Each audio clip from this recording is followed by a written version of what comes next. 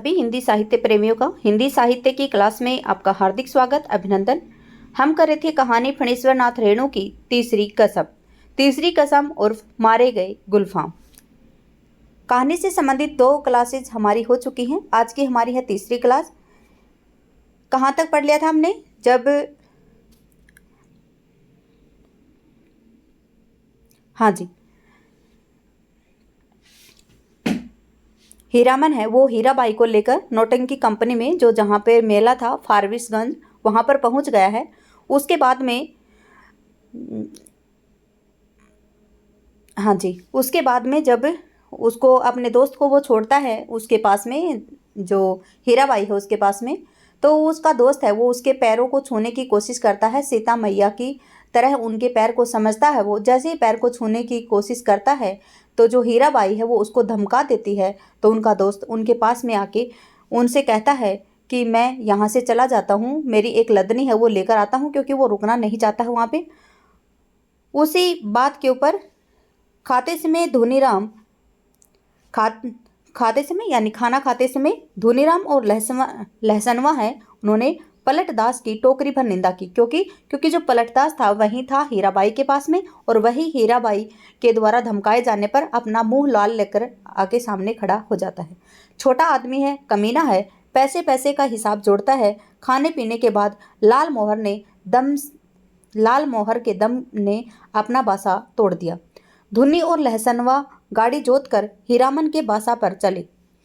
गाड़ी की लीक धरकर हीरामन ने चलते चलते रुककर लाल मोहर से कहा, जरा मेरे इस कंधे को सूंघो तो, सूंघ कर देखो ना। लाल मोहर ने कंधा सूंघ कर आंखें मूंद ली। मुंह से अस्फुट शब्द निकला, ए हैं। हीरामन ने कहा, जरा जरा हाथ रखने पर इतनी खुशबू? यानी कि जो हीराबाई है उसने सेंट वगैरह लगा रखा था तो उसमें खुशबू आ रही थी। उस बात यानी ये गाड़ीवान है बेचारे, इनके नसीब में कहाँ पर होता है सेंट वगैरह, तो इसलिए वो ऐसी बातें कर रहे हैं। खुशबू समझे? लाल मोहर ने हीरामन का हाथ पकड़ लिया, कंधे पर हाथ रखा। सच सुनो हीरामन, नौटंकी देखने का ऐसा मौका फिर कभी हाथ को नहीं लगेगा जैसा आज लग रहा है, क्योंकि हीराबाई उनसे कह चुकी थी कि वो क्या देख के जाएं, नौटंकी है वो देखकर ही जाएं। तुम भी देखोगे? लाल मोहर की बत्तीसी चौराहे की रोशनी में झिलमिला उठी। यानी बत्तीसी मतलब वो हंसने लगा, तो चौराहे की जो झिलमिल जो रोशनी थी उसमें वो स्पष्ट दिखाई देने लगी। बासा पर पहुंचकर हीरामन ने देखा, टप्पर के पास खड़ा बतिया रहा है कोई हीराबाई से। धुनी और लहसनवा ने एक ही साथ कहा, कहाँ रह गए पीछे? बहुत देर से खोज रही है कंपनी। यानी जो धुनी है और लहसनवा है, उन्होंने किससे कहा? हीरामन से कहा कि तुम पीछे कहाँ रह गए थे, कुछ मतलब काफ़ी देर हो गई है। जो कंपनी यानी कंपनी की जो औरत आई हुई है, जो हीराबाई है, वो उसको काफ़ी समय से ढूंढ रही है। हीरामन ने टप्पर के पास जाकर देखा, अरे यह तो वही बक्सा ढोने वाला नौकर है जो चंपानगर मेले में हीराबाई को जो गाड़ी है उस पर बैठाकर अंधेरे में गायब हो गया था। देखिए, इस क्लास से संबंधित अगर आप PDF प्राप्त करना चाहते हैं तो ये नंबर है 78 22 39 39 08। इसके ऊपर आप मैसेज करके आप स्वयं अपने ही नंबर पर ले सकते हैं, क्योंकि मैं यानी जो ग्रुप है वो बना दूं व्हाट्सएप का, लेकिन थोड़ा सा अच्छा नहीं लगता है, क्योंकि फिर एक दूसरे के नंबर उसमें शेयर हो जाते हैं। कोई लोग कहाँ से होते हैं, कोई लोग कहाँ से होते हैं। तो आप स्वयं अपने नंबर मेरे पास भेज दीजिए, मैं आपको इसकी PDF है वो प्रोवाइड करवा दूँगी। आ गए हीरामन? अच्छी बात है, इधर आओ। यह लो अपना भाड़ा और यह लो अपनी दक्षिणा। 25-25-50 यानी 25-25 रुपये दे। टोटल कितने रुपये दे? 50 रुपये दिए। हीरामन को लगा किसी ने आसमान से धकेल कर धरती पर उसको गिरा दिया है। किसी ने क्यों? इस बक्सा ढोने वाले आदमी ने। कहाँ से आ गया? उसकी जीभ पर आई हुई बात जीभ पर ही रह गई। इस दक्षिणा? वह चुपचाप खड़ा रहा। हीराबाई बोली, लो पकड़ो और सुनो, कल सुबह रोता कंपनी में आकर मुझसे भेंट करना, पास बनवा दूंगी। बोलते क्यों नहीं? यानी हीराबाई है वो किस कंपनी से थी? तो रोता कंपनी से थी। ठीक है, किस कंपनी में आई है वो ना, मतलब कंपनी में, किस कंपनी में डांस करने के लिए आई है? तो वो रोता कंपनी में आई है। लाल मोहर ने कहा, इलाम बख्शीश दे रही है मालकिन, ले लो हीरामन। यानी आपको जो बख्शीश है वो दे रही है मालकिन, ले लो हीरामन। किसने बोला? लाल मोहर ने बोला। हीरामन ने कट कर लाल मोहर की ओर देखा। बोलने का जरा भी ढंग नहीं इस लाल मोहर को। यानी वो सोचता है कि जो लाल मोहर है ये बीच में बोल रहा है, इसको बोलने का जरा भी ढंग नहीं है। धुनीराम की स्वगत उक्ति में, मतलब धुनीराम की स्वगतोक्ति यानी खुद की उक्ति से सभी ने सुनी, यानी जो धुनीराम बोल रहा था उसकी बातें सभी ने सुनी। हीरामन ने, हीराबाई ने भी। गाड़ी बैल छोड़कर नौटंकी देखे कैसे देख सकता है कोई गाड़ीवान मेले में, यानी जो गाड़ीवान है वो किस प्रकार से गाड़ी को छोड़कर मेले में नौटंकी देख सकता है। हीरामन ने रुपया लेते हुए कहा, क्या बोलोगे? उसने हंसने की चेष्टा की। कंपनी की औरत कंपनी में जा रही है, हीरामन का क्या? बक्सा ढोने वाला रास्ता दिखाता हुआ आगे बढ़ा। इधर से हीराबाई जाते जाते रुक गई। हीरामन के बैलों को संबोधित करके बोली, अच्छा मैं चली भैयन। बैलों ने भैया शब्द पर कान हिलाए। जैसे भैया शब्द बोले तो हीरामन के जो बैल थे उन्होंने भी कान हिलाए। भाइयों, आज रात दी रोता कंपनी के स्टेज पर गुलबदन देखिए। गुलबदन, आपको यह जानकर खुशी होगी कि मथुरा मोहन कंपनी की मशहूर एक्ट्रेस मिस हीरा देवी, जिसकी एक एक अदा पर 1000 जान फिदा है, इस बार हमारी कंपनी में आ गई है। याद रखिए, आज की रात मिस हीरा देवी। गुलबदन, याद रखेंगे। आपसे पूछा जा सकता है कि मेरा जो हीराबाई है वो किस कंपनी से आई थी, तो मथुरा मोहन कंपनी से आई थी। और किस कंपनी में आई है, वो किस कंपनी से आई थी, यानी कौन सी कंपनी को वो छोड़कर आई है, तो वो छोड़कर आई है मथुरा मोहन कंपनी को। और कहाँ पे आई है, किस कंपनी में आई, तो ये रोता कंपनी में आई है। किस कंपनी में? रोता कंपनी में। नौटंकी वालों के इस ऐलान से मेले की हर पट्टी में सरगर्मी फैल गई है। हीराबाई, मिस हीराबाई, हीरा देवी, लैला गुलबदन फिल्म एक्ट्रेस को मात करती है। तेरी बाकी अदा पर मैं खुद हूँ फिदा, तेरी चाहत को दिल भर बया क्या करूँ, यही ख्वाहिश है मुझको देखा करे और दिलो जान में मैं तुझको देखा करूँ। फिर एकदम से घन घन की धड़ाम आवाज़ आती है। हर आदमी का दिल नगाड़ा हो गया है। लाल मोहर दौड़ता हाफता बासा पर आया। ए हीरामन, यहाँ क्या बैठे हो? चलकर देखो, जय जयकार हो रही है। मैं बाजा गाजा छापी फार्म के साथ हीराबाई की जय जयकार हो रही है। हीरामन हड़बड़ाकर उठा। लसनवा ने कहा, धुनी काका तुम बासा पर रहो, मैं भी देख आऊं। धुनी की बात कौन सुनता है? तीनों जन नौटंकी कंपनी की अलानिया पार्टी के पीछे चलने लगे। हर नुक्कड़ पर रुककर बाजा बंद करके ऐलान किया जाता है। ऐलान के हर शब्द पर हीरामन पुलक उठता है। हीराबाई का नाम के साथ अदा फिदा वगैरह सुनकर लाल मोहर की फीट थपथपा दी। धन है, हाँ है या नहीं? लाल मोहर ने कहा, अब बोलो, अब भी नौटंकी नहीं देखोगे? सुबह से ही धुनीराम और लाल मोहर समझा कर हार चुके थे। कंपनी में जाकर भेंट कराओ। जाते जाते पुरशिश कर गई है, लेकिन हीरामन की बस एक बात, धत कौन भेंट करने जाए? कंपनी की औरत कंपनी में गई, अब उससे हमारा क्या लेना देना है? चिन्हगी भी नहीं। यानी हीरामन है वो सोचता है कि जो कंपनी की औरत है वो कंपनी में चली गई, अब उससे मेरा कोई लेना देना नहीं है। न मैं नौटंकी देखने जाऊंगा और न मैं उसके पास मिलने जाऊंगा। लेकिन उसके दोस्त हैं लाल मोहर और धुनीराम, वो उसे सुबह से समझा रहे हैं कि तुम जाओ कंपनी की औरत से मिल लो और हम यहाँ पे उसका जो नौटंकी है वो यहाँ पे देखेंगे। वह मन ही मन रूठा हुआ है। ऐलान सुनने के बाद उसने लाल मोहर से कहा, जरूर देखना चाहिए। क्यों लाल मोहर? दोनों आपस में सलाह करके रोता कंपनी की ओर चले। खेमे के पास पहुंचकर हीरामन ने लाल मोहर को इशारा किया।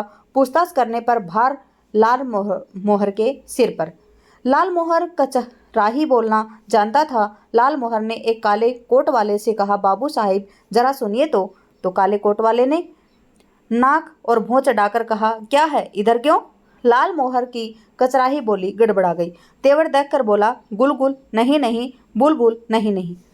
हीरामन ने झट से संभाल लिया। हीरा देवी किधर रहती है, बता सकते हैं? उस आदमी की आंखें हठात लाल हो गई। यानी हीराबाई के बारे में पूछा, हीरा देवी के बारे में पूछा। जैसे ही पूछते ही जो आदमी था, जो काले कोट वाला था, उसकी आंखें लाल हो गई। सामने खड़े नेपाली सिपाही को पुकार कर कहा, इन लोगों को क्यों आने दिया अंदर? हीरामन, वहीं फेनू गिलासी आवाज किधर से आई? खेमे में पर्दे से हटाकर हीराबाई ने बुलाया, यहाँ आ जाओ अंदर। देखो बहादुर, इनको पहचान लो, ये मेरा हीरामन है, समझे? नेपाली दरबान हीरामन की ओर देखकर जरा मुस्कुराया और चला गया। काले कोट वाले से जाकर कहा, हीराबाई का आदमी है, नहीं रोकने बोला है। यानी हीराबाई का आदमी है कौन? हीरामन, और इसको रोकना नहीं है, इसके लिए किसने बोला? हीराबाई ने बोला है। नेपाली दरबान हीरामन की ओर देखकर जरा मुस्कुराया और चला गया। काले कोट वाले से जाकर कहा, हीराबाई का आदमी है, इसे नहीं रोकना है। लाल मोहर पान ले आया नेपाली दरबान के लिए और खाया गया। लाल मोहर पान ले आए किसके लिए? नेपाली दरबार के लिए, जो दरबान है उनके लिए, और फिर दोनों ने खाया। इस एक नहीं 5 चारों अठनियाँ बोली कि जब तक मेले में हो रोज रात में आकर देखना, सबका ख्याल रखती है। बोली कि तुम्हारे और साथी हैं, सभी के लिए पास ले जाओ। कंपनी की औरतों की बात निराली होती है या नहीं? लाल मोहन ने लाल कागज के टुकड़े को छूकर देखा। पास? वाह रे हीरामन भाई, लेकिन 5 पास लेकर क्या होगा? पलटदास तो फिर भी पलट कर आया ही नहीं अभी तक। यानी पलटदास तो वहां से चला गया था, वो अभी तक भी वापस नहीं आया। हीरामन ने कहा, जाने दो, अभागे को तकदीर में लिखा नहीं। हाँ, पहले गुरु कसम खानी होगी तब सभी को कि गांव घर में जाकर इस बात को कोई भी किसी के सामने नहीं कहेगा। लाल मोहर ने उत्तेजित होकर कहा, कौन साला बोलेगा गांव में जाकर? पलटा ने अगर बदनामी की तो दूसरी बार से उसको साथ ही नहीं लेकर आएंगे। हीरामन ने अपनी थैली आज हीराबाई के जिम्मे रख दी थी। मेले का क्या ठिकाना, किस किस के पॉकेट कोट लोग साल आते हैं। यानी कितने ही पॉकेट काटने वाले लोग हैं वो इस साल हर साल मेले में आते हैं। अपने साथी संगियों का भी क्या भरोसा है? हीराबाई मान गई। हीरामन के कपड़े की काली थैली को उसने अपने चमड़े के बक्स में बंद करके रख लिया। बक्से के ऊपर भी कपड़े का खोल है और अंदर भी झलमल रेशमी अस्तर है। मन का मान अभिमान दूर हो गया। लाल मोहर और धुनीराम ने मिलकर हीरामन की बुद्धि की तारीफ की, उसके भाग्य को सराहा बार बार। उसके भाई और भाभी ने निंदा की जब दबी जबान से। हीरामन के जैसा हीरा भाई मिला है, इसलिए कोई दूसरा भाई होता तो। यानी लाल मोहर और धुनीराम ने मिलकर हीरामन है उसकी बुद्धि की तारीफ की और उसके भाग्य को भी सराहा बार बार, क्योंकि जो उसके भाई हैं और भाभी हैं वो उसकी निंदा करते हैं, किसकी? हीरामन की। और वो दबी जबान से बातें कर रहे हैं। कौन? लाल मोहर और धुनीराम। और किसकी बड़ाई कर रहे हैं? वो जो हीरामन है उसकी वो बड़ाई कर रहे हैं, दबी जबान से उसकी बड़ाई कर रहे हैं। हीरामन के जैसा भाई कहाँ पर मिलता है, लेकिन हीरामन को वो क्या करते हैं? बिल्कुल भी नहीं समझते हैं उसके भाई और भाभी। लसनवा का मुंह लटका हुआ है। ऐलान सुनते सुनते न जाने कहाँ चला गया कि घड़ी भर सांझ होने के बाद लौटा है।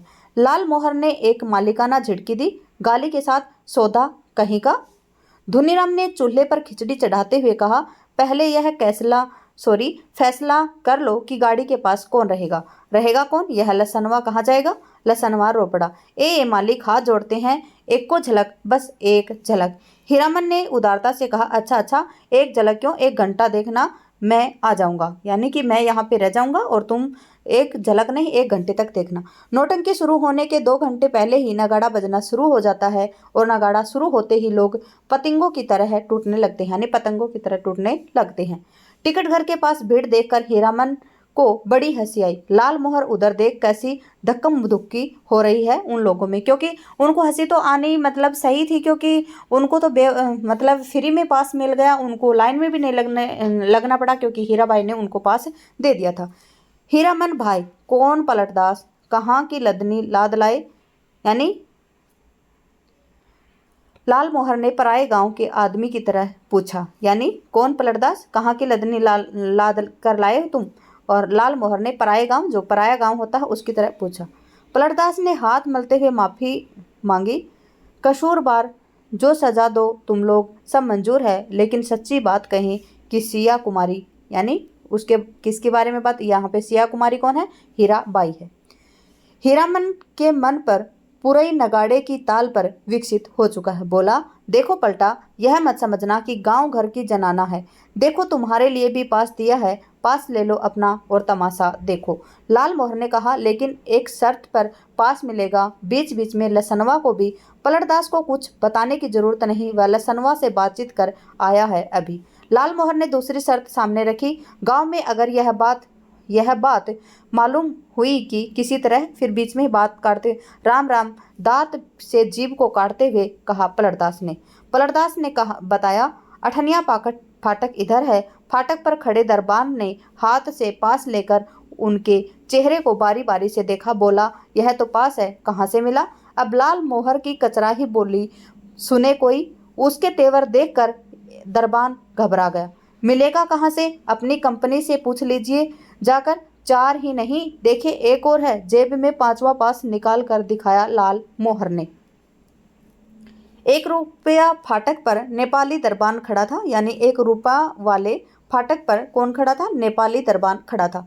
हीरामन ने पुकार कर कहा, ए सिपाही दाजू, सुबह को ही पहचानवा दिया और अभी भूल गए? यानी तो सुबह तुम्हें, जब मैं हीराबाई से मिलने के लिए आया था, तब सुबह तुम्हारी पहचान निकाल ली थी, अब तुम दोबारा से भूल गए? नेपाली दरबान बोला, हीराबाई का आदमी है सब, जाने दो, पास है तो फिर काहे को रोकना। यानी ये सब लोग क्या है? ये हीराबाई हैं, उसके लोग हैं, और इन्हें जाने दो, इनके पास है तो इन्हें क्यों रोकना है? 8वां दर्जा। तीनों ने कपड़ घर के अंदर से पहली बार देखा, यानी जो कपड़ घर बना हुआ था वहां पे उसको पहली बार देखा। कपड़ घर मतलब जैसे पर्दे लगते हैं ना, उस प्रकार से। सामने कुर्सी बेंच वाले दर्जे हैं, पर्दे पर राम बन गबन की तस्वीर है। पलटदास पहचान गया, उसने हाथ जोड़कर नमस्कार किया। पर्दे पर अंकित रामसिया, सुकुमारी और लखन लला को कि जय हो। पलटदास की आंखें भर गई। हीरामन ने कहा, लालमोहर, छापी सभी खड़े हैं और या चल रहे हैं।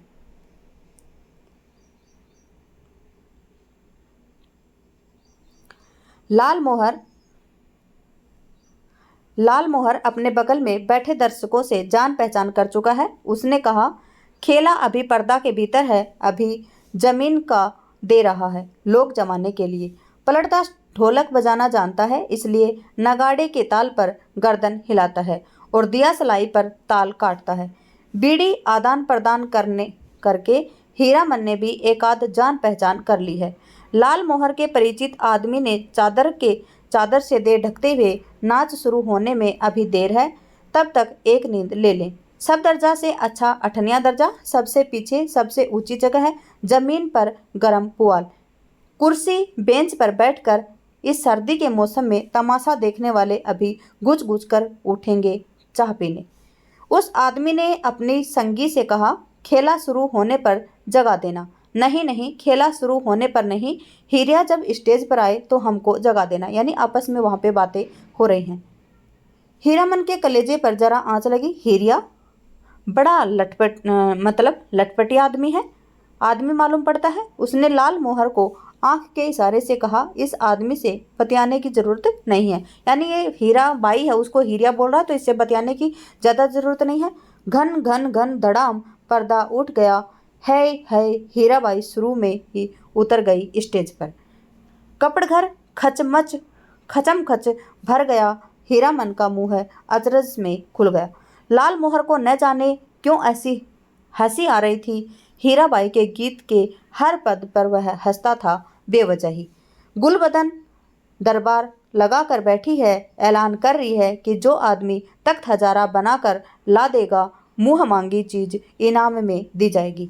अजी है कोई ऐसा फनकार तो हो जाए तैयार, बना कर लाएं तख्त हजारा। आ किड़किट किर्री अलबत नाचती है। क्या गला है मालूम है? यह आदमी कहता है कि हीराबाई पान बीड़ी सिगरेट जर्दा कुछ भी नहीं खाती है। ठीक कहता है, बड़ी नेम वाली रंडी है। कौन कहता है रंडी है? दांत में मिश्री कहाँ है? पाउडर से दांत धो लेती होगी। हरगिज नहीं। कौन आदमी है बात की बेबात करता है? कंपनी की औरत को पतुरिया कहता है। तुमको बात क्यों लगी? कौन है रंडी का भड़वा? मारो साले को, मारो। यानी यहाँ पे उसके लिए बदतमीजी से बातें की जा रही हैं, तो यहाँ पे लड़ाई दंगा वगैरह हो जाता है। किसके बारे में? हीराबाई के बारे में यहाँ पे गलत बातें हो रही थी, तो आपस में जो हीराबाई को चाहने वाले थे वो उनके आपस में क्या हो जाती है? लड़ाई हो जाती है, क्योंकि जो वो क्या बोल रहे थे, उसको अभद्र बोल रहे थे। हो हल्ले के बीच में हीरामन की आवाज़ कप्पड़ घर को फाड़ रही थी। आओ एक एक की गर्दन उतार लेंगे। यानी हीरामन है वो जोर जोर से चिल्लाने लगा था क्योंकि उसको बड़ा भारी गुस्सा आया था जब हीराबाई के विपरीत बोला जा रहा था। लाल मोहर दुलाली से पटापट पीटता जा रहा था। सामने के लोगों को पलटदास एक आदमी को छाती पर सवार साला सिया कुमारी को गाली देता है, सो भी मुसलमान होकर। यानी मुसलमान होकर तो सिया कुमारी, यानी वो मतलब सीता माता के समान समझने लगे थे पलटदास, धुनवा, धुनीलाल और जो लाल मोहर हैं वो सभी उसको, जो हीराबाई है उसको सीता माता की तरह समझने लगे थे। धुनीराम शुरू से ही चुप था। मारपीट शुरू होते ही वह कपड़ घर से निकलकर भाग गया। काले कोट वाले नौटंकी के मैनेजर नेपाली सिपाही के साथ दौड़े आए। दरोगा साहब ने हंटर से पीट पाट शुरू की। हंटर खाकर लाल मोहर तिलमिला उठा, कचराही बोली में भाषण देने लगा। दरोगा साहब मारते हैं मारिए, कोई हर्ज नहीं, लेकिन यह पास देख लीजिए, यह पास पॉकेट में भी है, एक पास है जो पॉकेट में भी है, देख सकते हैं हुजूर, टिकट नहीं पास है। तब हम लोगों के सामने कंपनी की औरत की कोई बुरी बात करेगा तो हम उसको कैसे छोड़ देंगे। कंपनी के मैनेजर की समझ में आ गई सारी बात। उसने दरोगा को समझा दिया, हुजूर मैं समझ गया, यह सारी बदमाशी मथुरा मोहन कंपनी वाले लोगों की है, क्योंकि मथुरा मोहन जो कंपनी है उसको छोड़कर आई थी कौन, हीराबाई। तमाशे में झगड़ा खड़ा करके कंपनी को बदनाम नहीं हुजूर, हम लोगों को छोड़ दीजिए, हीराबाई के आदमी हैं, बेचारे की जान खतरे में है, हुजूर से कहा था ना। हीराबाई का नाम सुनते ही दरोगा ने तीनों को छोड़ दिया, लेकिन तीनों की दुआली छीन ली गई। मैनेजर ने तीनों को 1 रुपये वाली दर्जे की कुर्सी पर बैठाया। आप लोग यहीं बैठिए, पान भिजवा देता हूँ। कपड़ घर शांत हुआ और हीराबाई स्टेज पर लौट आई। नगाड़ा फिर घनघना उठा। नगाड़ा फिर से घनघना उठा। थोड़ी देर बाद तीनों को एक ही साथ धुनीराम का ख्याल हुआ। अरे धुनीराम कहाँ गया? मालिक, ओ मालिक, लसनवा कपड़गर से बाहर चिल्लाकर पुकार रहा है, ओ लाल मोहर मालिक। लाल मोहर ने तार स्वर में जवाब दिया। इधर से उधर से एक टकिया फाटक से सभी दर्शकों ने लाल मोहर की ओर मुड़कर देखा। लसनवा को नेपाली सिपाही लाल मोहर के पास ले गया। लाल मोहर ने जेब से पास निकालकर दिखा दिया। लसनवा ने आते ही पूछा, मालिक कौन आदमी क्या बोल रहा था, बोलिए तो जरा, चेहरा दिखला दीजिए उसकी एक झलक। यानी वो उसको मार ही डालेंगे, ऐसी बातें वो कर रहे हैं क्योंकि वो कंपनी की औरत है, उसके खिलाफ किसी के मुंह से बिल्कुल गलत बात सुनना पसंद नहीं करते हैं। कौन? हीरामन और उसके साथी। लोगों ने लसनवा की चौड़ी और सपाट छाती देखी। जाड़े में मौसम में खाली देह है, चेले चाटी के साथ के हैं ये लोग। यानी वो जो लोग थे वहाँ के, वो समझने लगे थे ये लोग हैं, ये हीराबाई के लोग हैं और ये ही इन्हें लेकर आए हैं अपने साथ में। लाल मोहर ने लसनवा को शांत किया। जो लाल मोहर है उन्होंने लसनवा के जो गुस्सा था उसको शांत करने की कोशिश की। तीनों चारों से मत पूछे कोई, नौटंकी में क्या देखा, किस्सा कैसे याद रहे। हीरामन को लगता है हीराबाई शुरू से ही उसी की ओर टकटकी लगाकर देख रही थी, गा रही है, नाच रही है। लाल मोहर को लगता था कि हीराबाई उसी की ओर देखती है। वह समझ गई है कि हीरामन से भी ज़्यादा पावर वाला आदमी है कौन, लाल मोहर। लाल मोहर ऐसी बातें क्यों सोच रहा था? क्योंकि लाल मोहर ने वहाँ पे लड़ाई वगैरह, मतलब उनको पिटाई वगैरह की थी। तब उसको ऐसे लग रहा था कि जो कंपनी की औरत है कौन, हीराबाई, उसको लगेगा कि हीरामन से ज़्यादा पावरफुल कौन है, लाल मोहर है। पलटदास किस्सा समझता है, किस्सा और क्या होगा, रमेन की ही बात। वही राम, वही सीता, वही लखनलाल और वही रावण। सिया कुमारी को राम जी से छीनने के लिए रावण तरह तरह के रूप धारण करता है। राम और सीता भी रूप बदल लेते हैं। यहाँ भी तख्त हजारा बनाने वाला माली का बेटा राम है। गुलबदन सिया कुमारी है। माली के लड़के का दोस्त लखनलला है और सुल्तान है रावण। धुनीराम को बुखार है तेज। किसको बुखार हो गया है? धुनीराम को। लसनवा को सबसे अच्छा जोकर का पार्ट लगा है। चिरैया तोहके लेके ना जैवे नरहट की बजरिया। वह उस जोकर से दोस्ती लगाना चाहता है, नहीं लगावेगा दोस्ती जोकर साहब।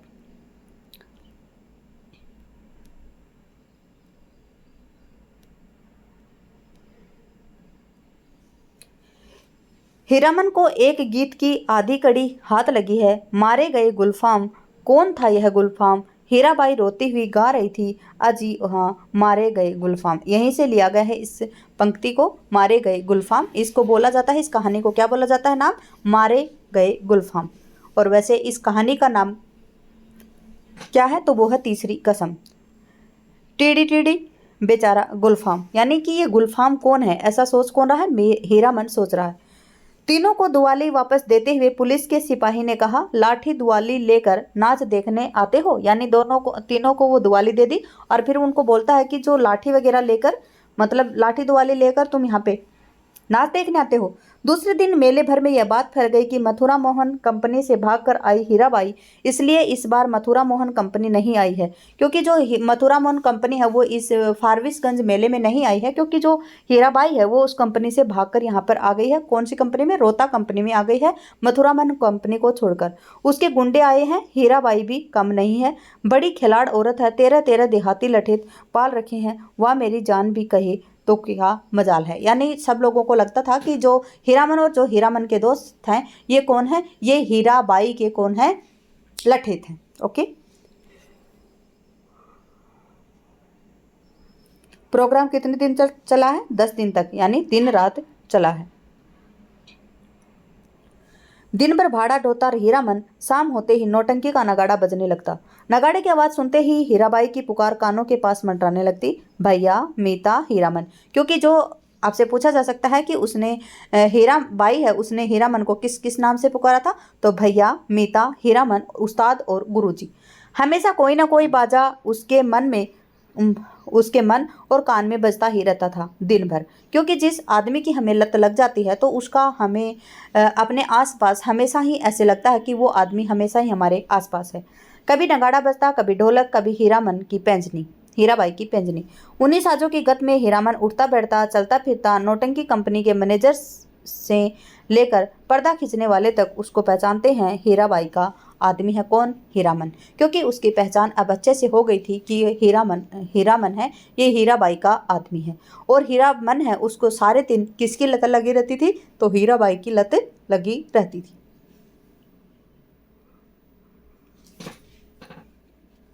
पलटदास हर रात नौटंकी शुरू होने के समय श्रद्धापूर्वक स्टेज को नमस्कार करता है, हाथ जोड़कर। लाल मोहर एक दिन अपनी कचराही बोली सुनाने गया हीराबाई को, यानी हीराबाई को लाल मोहर है वो अपनी कचराही बोली सुनाने के लिए गया। हीराबाई ने पहचाना ही नहीं, तब से उसका दिल छोटा हो गया है। जो कि किसको नहीं पहचाना उसने, लाल मोहर को नहीं पहचाना, तब से जो लाल मोहर है उसका मन मर सा गया है। उसका नौकर लहसनवा उसके हाथ से निकल गया है। नौटंकी कंपनी में वो क्या है, भर्ती हो गया है। नौटंकी कंपनी में भर्ती कौन हो गया है, तो वो लहसनवा हो गया है। जोकर से उसकी दोस्ती हो गई है, दिन भर पानी भरता है, कपड़े धोता है, कहता है गांव में क्या है जो जाएंगे। लाल मोहर उदास रहता है, धुन्नीराम घर चला गया है और बीमार हो गया है।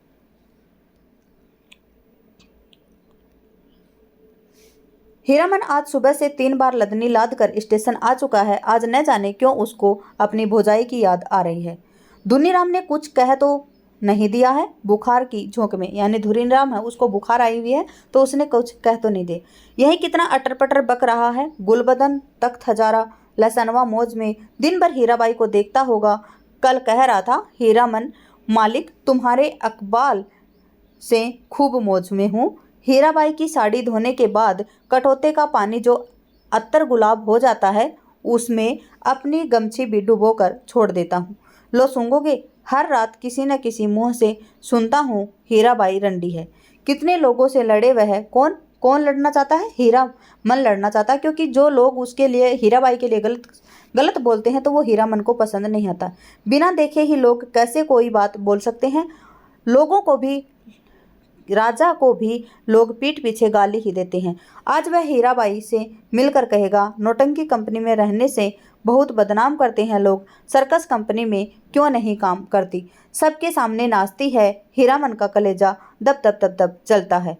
उस समय सर्कस कंपनी में बाघ को उसके पास जाने की हिम्मत कौन करेगा। सुरक्षित रहेगी हीराबाई, किधर की गाड़ी आ रही है। यानी सारा दिन है जो हीरामन है वो किसके बारे में सोचता रहता है, तो हीराबाई के बारे में ही सोचता रहता है। हीरामन ए हीरामन भाई। लाल मोहर की बोली सुनकर हीरामन ने गर्दन मोड़ कर देखा। क्या लाद कर लाया है लाल मोहर। तुमको ढूंढ रही हूँ हीराबाई स्टेशन पर। यानी तुमको ढूंढ रही है हीराबाई कहाँ पे? स्टेशन पर। जा रही है, एक ही सांस में सुना गया। कौन? लाल मोहर की गाड़ी पर ही आई है मेले से। यानी जो कौन मिला उसको? तुमको ढूंढ रही है स्टेशन पर। कौन ढूंढ रही है? हीराबाई। किसको ढूंढ रही है? तो वो जो हीरामन है उसको ढूंढ रही है। और एक सांस में ही सारी बातें कह गया। लाल मोहर की गाड़ी पर ही आई है मेले से। जा रही है कहाँ? हीराबाई रेलगाड़ी से जा रही है। हीरामन ने गाड़ी खोल दी। माल गोदाम के चौकीदार से कहा, भैया जरा गाड़ी बैल देखते रहिए, हम आ रहे हैं। उस्ताद, जनाना मुसाफिर खाने के फाटक के पास हीराबाई ओढ़नी से मुंह हाथ ढककर खड़ी थी। थैली बढ़ाती हुई बोली, लो हे भगवान, भेंट हो गई। चलो, मैं तो उम्मीद ही खो चुकी थी, तुमसे अब भेंट ही नहीं हो सकेगी। मैं जा रही हूँ गुरुजी। बक्सा ढोने वाला आदमी आज कोट पतलून पहनकर बाबू साहब बन गया था। मालिकों की तरफ कुलियों को हुक्म दे रहा था, जनाना दर्जा में चढ़ना नहीं। अच्छा। हीरामन हाथ में थैली लेकर चुपचाप खड़ा रहा। कुर्ते के अंदर से थैली निकाल कर दी हीराबाई ने। चिड़िया की देह की तरह गर्म थी थैली। गाड़ी आ रही थी। बक्सा ढोने वाले ने मुंह बनाते हुए हीराबाई की ओर देखा। उसके चेहरे का भाव स्पष्ट है। इतना ज्यादा क्या है? हीराबाई चंचल हो गई, बोली, हीरामन इधर आओ अंदर। मैं फिर लौट कर जा रही हूँ मथुरा मोहन कंपनी में, अपने देश की कंपनी में। वनेली मेला आओगे ना? यानी वनेली वहाँ पे मेला है, उसमें मेरी कंपनी काम करती है, तो वहाँ पे आओगे ना? हीराबाई ने हीरामन के कंधे पर हाथ रखा, इस बार दाहिने कंधे पर। अपनी थैली के रुपया निकालते हुए बोली, एक गरम चादर खरीद लेना। यानी किसको दे रही है? जो हीराबाई है वो हीरामन को रुपए दे रही है कि एक तुम क्या करना, एक गरम चादर खरीद लेना। हीरामन की बोली फूटी इतनी देर के बाद, इश हरदम रुपया पैसा रखिए, रुपया क्या करेंगे चादर का? हीराबाई का हाथ रुक गया। उसने हीरामन के चेहरे को गौर से देखा, फिर बोली, तुम्हारा जी बहुत छोटा हो गया है। क्यों मीता? महुआ गटवारिन को सौदा करने खरीद जो लिया है गुरुजी। यानी जो महुआ गटवारिन की कथा सुनाई थी, किसने? हीरामन ने। गला भराया हीराबाई का। बक्सा ढोने वाले ने बाहर से आवाज दी, गाड़ी आ गई है। हीरामन कमरे के से बाहर निकल आया। बक्सा ढोने वाले ने नौटंकी के जोकर जैसा मुंह बनाकर कहा, प्लेटफार्म से बाहर भागो। बिना टिकट के पकड़े गए तो 3 महीने की हवा होगी, यानी जेल होगी। हीरामन चुपचाप फाटक से बाहर जाकर खड़ा हो गया। स्टेशन की बात, रेलवे का राज, नहीं तो यह बक्सा ढोने वाले का मुंह सीधा कर देता हीरामन। हीराबाई ठीक सामने वाली कोठरी में चढ़ी। इतना टान गाड़ी में बैठकर हीरामन की ओर देखकर, टुकुर टुकुर लाल मोहर को देखकर जी जल उठता है। हमेशा पीछे पीछे हरदम हिस्सेदारी सूझती है। गाड़ी ने सीटी दी। हीरामन को लगा उसके अंदर से कोई आवाज निकलकर सीटी के साथ ऊपर की ओर चली गई। यानी हीरामन से दूर हो रही थी हीराबाई। बोल तो नहीं सकता था वो, न अपने यानी जो अपने विचार हैं उनको प्रकट कर रहा था, लेकिन वो मन ही मन हीराबाई को चाहने लगा था और वो हीराबाई को अपने से दूर करना नहीं चाहता था। इसी भावनाओं को यहाँ पे दिखाया गया है। छी झक, यानी झी झी झक गाड़ी हिली। हीरामन ने अपने दाहिने पैर के अंगूठे को बाएं पैर की एड़ी से कुचल लिया। देखिए, दाहिने पैर का अंगूठा दाहिने पैर के अंगूठे को बाएं पैर की एड़ी से कुचल लिया। कलेजे की धड़कन ठीक हो गई। हीराबाई हाथ की बैंगनी साड़ी साफी से चेहरा पोंछ रही थी। साफी हिलाकर इशारा करती है, अब जाओ, आखिर डिब्बा गुजरा, प्लेटफार्म खाली, सब खाली, खोखले मालगाड़ी के डिब्बे, दुनिया ही खाली हो गई मानो। हीरामन अपनी गाड़ी के पास लौट आया। ये है उसका प्यार का सफ़र। उसने प्यार भी किया, लेकिन मन ही मन में किया। न तो हीरामन ने हीराबाई से कहा कि वो उससे प्यार करने लगा है, और ना ही हीराबाई ने हीरामन से कहा था। हीरामन ने लाल मोहर से पूछा, तुम कब तक लौट रहे हो गाँव? यानी उसने पूछा कि तुम गाँव कब लौट रहे हो? लाल मोहर बोला, अभी गाँव जाकर क्या करेंगे? अभी तो भाड़ा कमाने का मौका है, क्योंकि अब मेला टूट गया था। हीराबाई चली गई है, मेला अब टूटेगा। अच्छी बात है, कोई समाद देना है घर पे, यानी मैं तो जा रहा हूँ यहाँ से, अच्छी बात है। और कोई समाचार देना तो घर पे बता देना। लाल मोहर ने हीरामन को समझाने की कोशिश की, लेकिन हीरामन ने अपनी गाड़ी गांव की ओर जाने वाली सड़क पर मोड़ ली। अब मेले में क्या धरा है, खोखला मेला है, क्योंकि वहां से कौन जा चुकी थी, हीराबाई जा चुकी थी, जो सारा दिन हीराबाई के नाम पर, हीराबाई की यादों में पूरा दिन काम पे लगा रहता था और रात को फिर हीराबाई की नौटंकी देखता था। वह हीरामन अब थक चुका है, अब वो घर की तरफ जाना चाहता है। रेलवे लाइन की बगल से बैलगाड़ी की कच्ची सड़क गई है दूर तक। हीरामन कभी रेल पर नहीं चढ़ा है।